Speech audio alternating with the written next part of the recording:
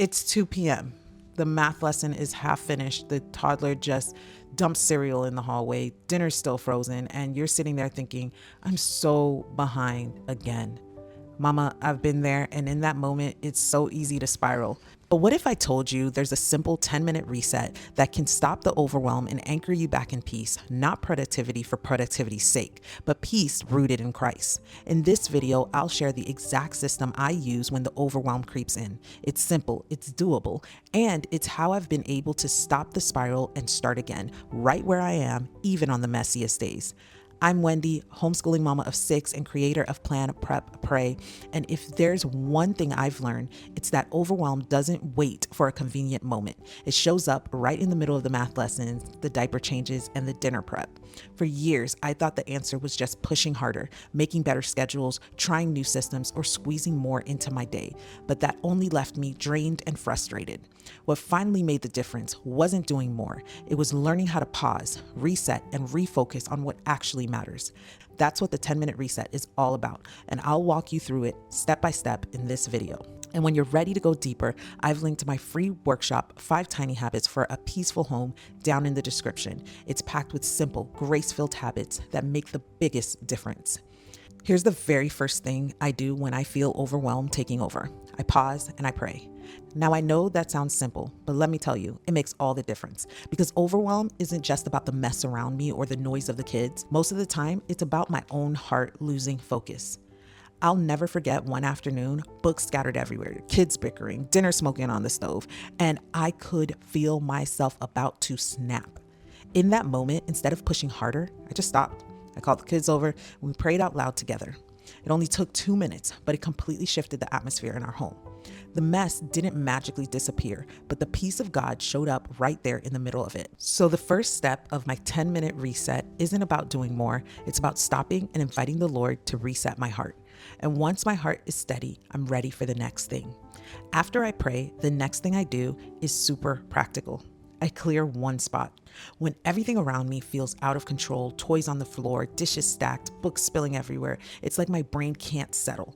But if I take just 2 minutes to clear one surface, maybe it's the kitchen counter or the homeschool table, suddenly it feels like I can breathe again. I don't try to clean the whole house because that's where overwhelm tries to win again. Instead, I tell myself, one spot, that's it. And once that one spot is clear, the whole house instantly feels lighter, even if it's not actually lighter and the mess is still there. It's a small win, but it gives my mind the reset it needs to move forward. With the space reset and my eyes having a clear spot to settle on, I can finally think clearly enough to do the next step, choose my anchor task. Here's what I mean. Overwhelm always convinces me that I have to do everything right now. Finish the lesson, fold the laundry, make the dinner, reply to the text, clean the floor. It just piles on. And when I try to juggle it all, I end up frozen, doing nothing. So instead, I ask myself, if I only got one homeschool thing and one home thing done today, what would bring me the most peace?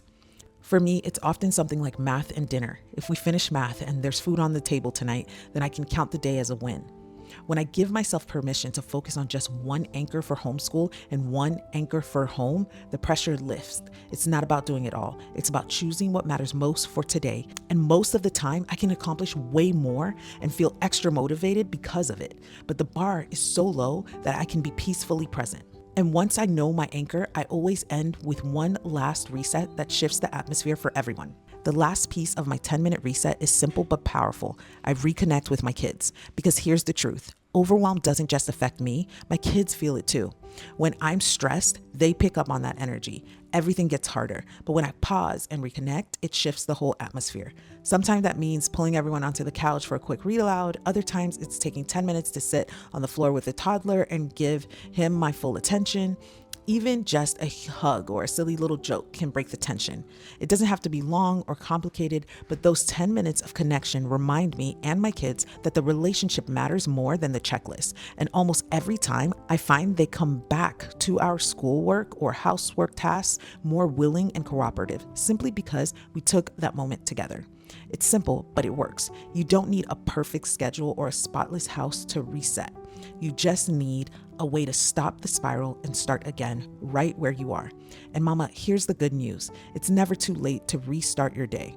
God's mercies are new every morning, and honestly, every moment. You can always pause, reset, and move forward in peace. I'd love for you to subscribe for more gospel-centered tips on homeschooling and home management. And if you're ready to take this even deeper, check out my free workshop, 5 Tiny Habits for a Peaceful Home. It's linked right down in the description, and it's packed with simple, grace-filled habits that will help you build rhythms that last. You've got this, mama. I'll see you in the next one.